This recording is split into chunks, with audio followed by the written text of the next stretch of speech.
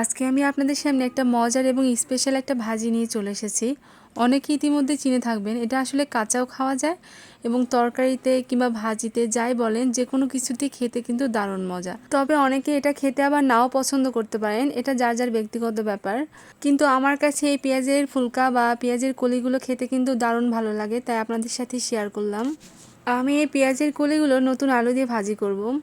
অনেকে আবার এটি ভর্তা করেই খায় এবং একটু মিষ্টি মিষ্টি এটার টেস্ট।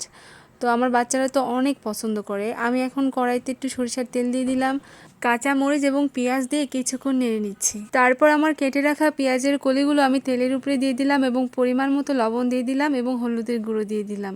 হলুদের গুঁড়োটা দিয়ে আমি কিছুক্ষণ ঢেকে রাখবো এবং সিদ্ধ না হওয়া পর্যন্ত সুন্দর করে কিছুক্ষণ পরপর নেড়ে নেব।